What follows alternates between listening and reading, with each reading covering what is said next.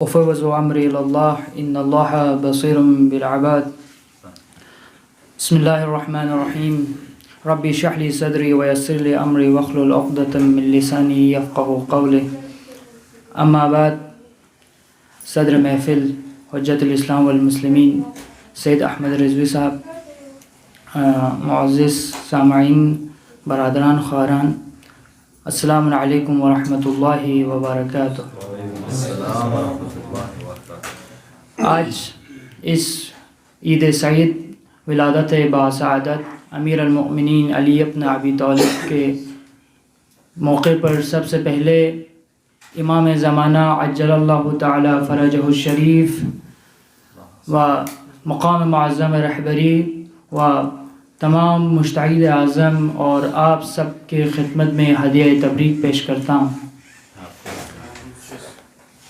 آپ سب کو بخوبی علم ہے آج کی جس شخصیت کی ہم آج ولادت کو منانے آئے ہیں وہ ایسی شخصیت ہے جس کی تعریف نہ صرف مسلمان، نہ صرف شیعہ، بلکہ غیر مسلم بھی ان کے تعریف میں پیچھے نہیں ہے۔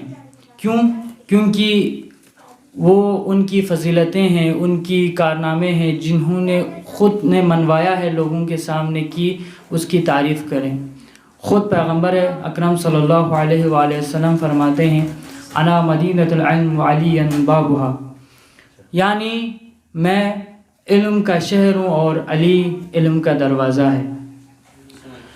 تو آپ سب کو بخوبی یہ علم ہے کہ ہم سب یہاں پہ as a student, as a طالب علم ہیں، اور یہاں پہ حجت الاسلام آغا رضوی صاحب ہیں، شیخ صاحب ہیں، تو لیکن ان کے سامنے لب کشائی کرنا میرے لیے کافی مشکل ہے، لیکن اپنی طرف سے ایک طالبانہ ایک گفتگو آپ کے سامنے رکھنا چاہتا ہوں۔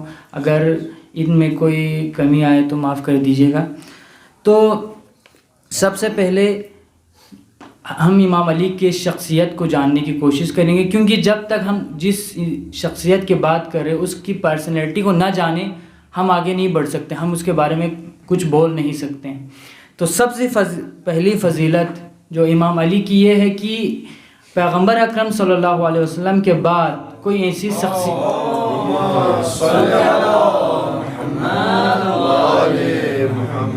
کوئی دوسری شخصیت نہیں ہے جو اتنے کمالات کے حامل ہیں، کوئی نہیں ملتا پوری تاریخ میں۔ پیغمبر کے بعد جو اسوہ حسنہ ہے وہ ہمارے لیے امیر المؤمنین کی ذات ہے۔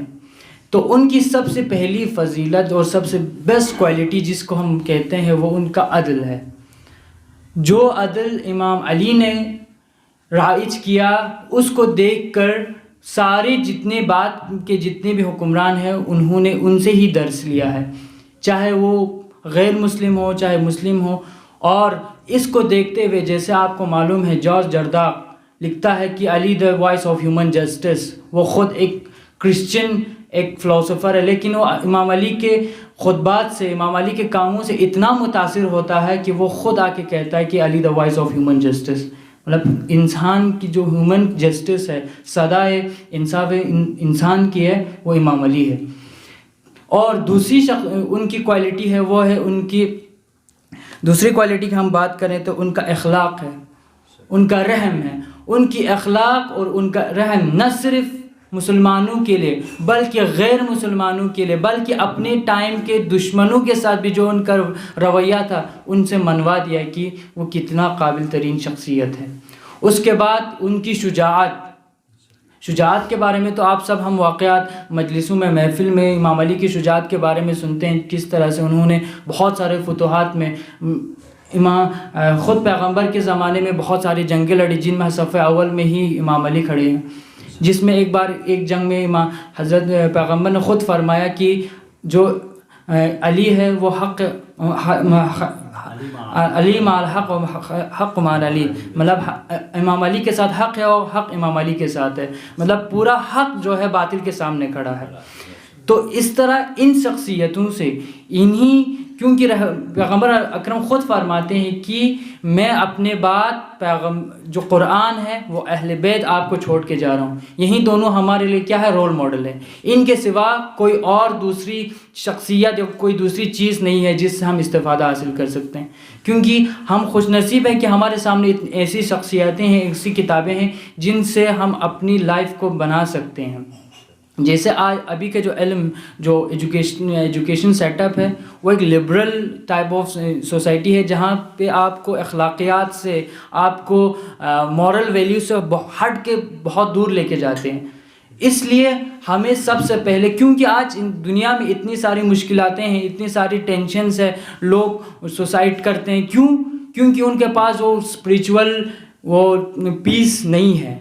تو جو اسپریچول پیس ہمیں کہاں سے ملے گا؟ وہ ہمیں دین سے ملے گا، وہ ہمیں امام علی کی ذات سے ملے گا. تو ہمیں چاہیے کہ ہمیں ان کی زندگی کو اپنائیں. کیوں ہم ان جیسا بن تو نہیں سکتے، کم سے کم ان اصولوں پہ چلنے کی کوشش کریں جس سے ہم ایک کامیاب زندگی بسر کر سکتی ہیں. ٹھیک ہے. تو دوسری بات یہ ہے کہ امام علی ایک جگہ پہ خطبے میں فرماتے ہیں کہ جو رزق ہوتا ہے وہ دو ٹائپ کے رزق ہوتے ہیں. ایک رزق جو انسان جس کے پیچھے بھاگتا ہے، اور دوسری رزق جو انسان کے پیچھے بھاگتا ہے. اب جو انسان جس رزق کے پیچھے بھاگتا ہے وہ حب دنیا ہے. جیسے آج کل کا دور ہے، یہ حب دنیا ہے. کیونکہ یار میٹرلسٹک ورلڈ بن چکا ہے، ہم معدنیات کی طرف بڑھ رہے ہیں، ہم ڈیولپمنٹ کی طرف بڑھ رہے ہیں، لیکن جو ہیومن ویلیوز ہے، ہیومن امپورٹنس ہے وہ نہیں ہے، بلکہ چیزوں کی امپورٹنس زیادہ ہے. اور یہ امام علی کہتے ہیں کہ یہ خلاقت ہے، مطلب آپ گمراہی کی طرف جا رہے ہو. اگر آپ میٹرلسٹک ورلڈ کی طرف بھاگ رہے ہو، آپ اس رزق کی طرف بھاگ رہے ہو جو آپ دنیا کی طرف آپ کو لے کے جا رہے ہیں، آپ ہلاکت میں ہیں. جیسے بہت سارے تاریخی واقعات ہیں، نمرود ہے، فرعون ہے، یہ کون تھے؟ حب دنیا کی طرف بڑھ رہے تھے. تو دنیا نے ان کو خود لات مار کے پھینک دیا، نہیں تمہاری ضرورت نہیں ہے. کیونکہ وہ حب دنیا ہے. اب دوسری رزق وہ کیا ہے؟ وہ جو انسان کے پیچھے بھاگتا ہے وہ ہے دین، وہ ہے آخرت. اگر آپ دین کو لے کر، اگر آپ جو قدم آپ بڑھا رہے ہو وہ اللہ کے لیے بڑھاؤ گے، وہ آپ کی ایک کامیاب، وہ رزق آپ کے پیچھے بھاگے گی. تو دنیا اس کو سلام کرتی ہے، پھر دنیا یاد رکھتی ہے. جیسے آج آپ کو پتہ ہے، حال ہی میں ہم نے پیروز انقلاب منایا، جو آج بہت سارے شہید ہیں، بہت سارے یہی انقلاب 40 سال کے بعد بھی ابھی اپنے اس عروج پہ ہے. جو دشمن کہہ رہے تھے کہ یہ 40 سال بھی نہیں دیکھے گا، لیکن آج 300واں سالگرہ منایا، اور انشاءاللہ آگے بھی یہ قائم و دائم رہے گا تا ظہور امام زمان اجل اللہ تعالی فرجہ الشریف. صلوات بر محمد وعلی محمد.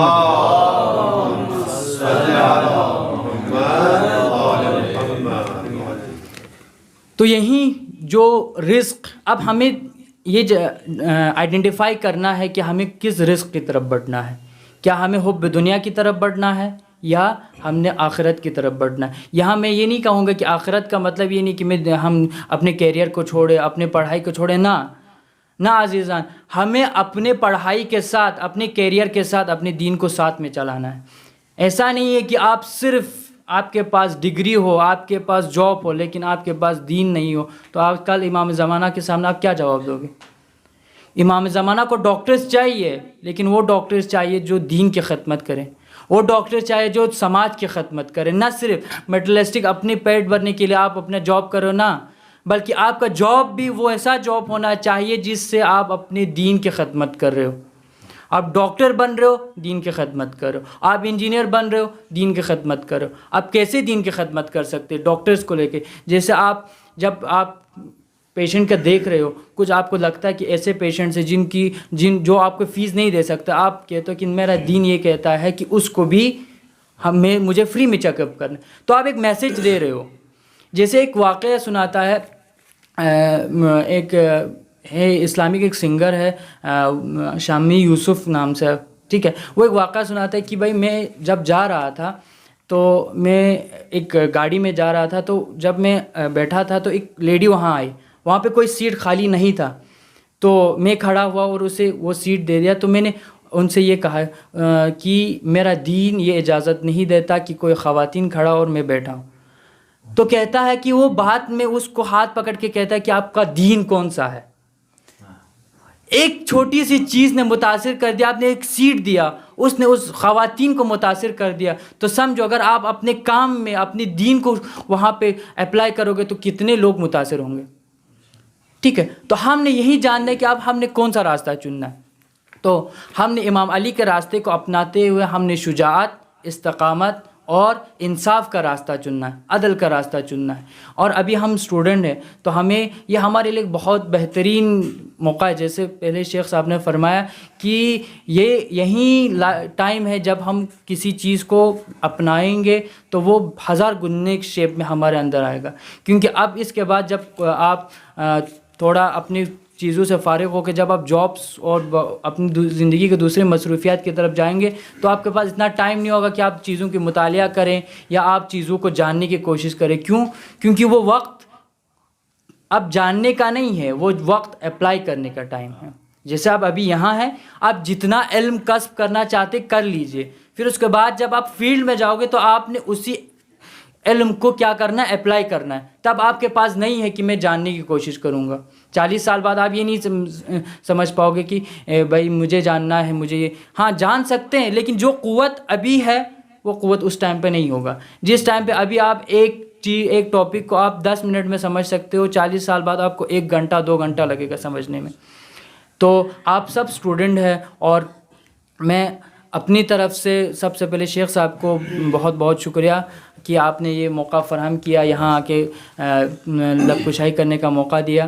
تو اسی چیز سے میں اپنا یہ ٹاپک یہاں پہ ختم کرتا ہوں کہ ہم نے امام علی کے لائف سے جو 3 میں نے چیزیں کہی اس کو اپنائیں تو انشاءاللہ آپ پھر اس کے بعد میں نے جو بک کا نام کیا Ali the voice of human justice, آپ ایک بار مطالعہ کریں اس کا, اس میں آپ کو پورا ملے گا. اس میں پہلی ہی جو کنٹینٹ میں کہتا ہے کہ علی ایسا ایک چشمہ ہے جو اب جب سے وہ ہے اور تا قیامت تک ایک چشمہ ہے جو سب کو سیراب کرتے جائے گا, جو بھی آئے, نہ صرف مسلمان نہ صرف شیعہ بلکہ غیر مسلم بھی آج بھی اس سے استفادہ کر رہے ہیں.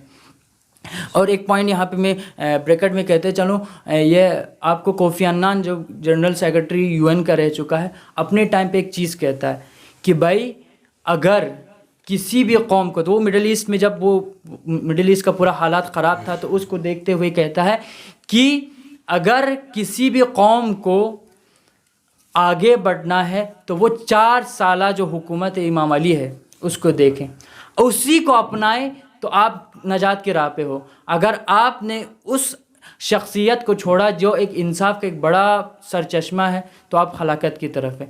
تو خدایا سے یہی دعا گو ہے کہ خدایا ہمیں امام علی کی نقش قدم پہ چلنے کی توفیق عطا فرمائے, امام زمانہ کی تعجیل میں ظہور میں تعجیل فرمائے. بر محمد وعلی محمد صلوات.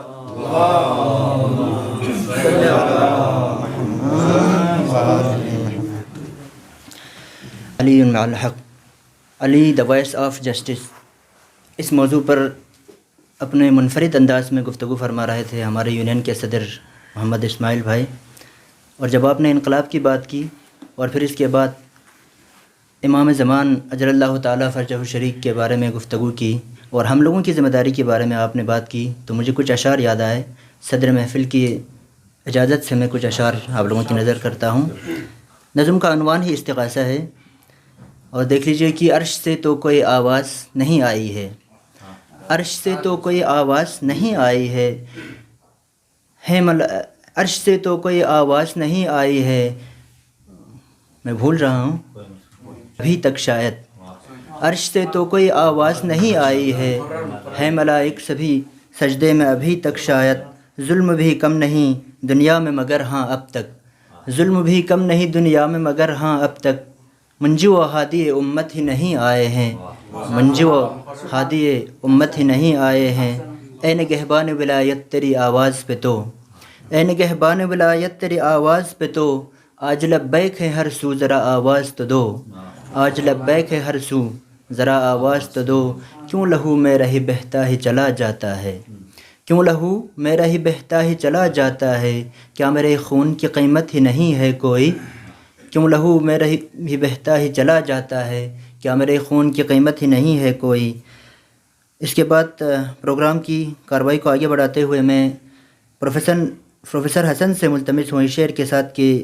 معمورہ عرب سے عجم کے دیار تک، معمورہ عرب سے عجم کے دیار تک کوئی پہنچ سکا نہ علی کے وقار تک. ایک صلوات کے ساتھ ان کا استقبال کریں.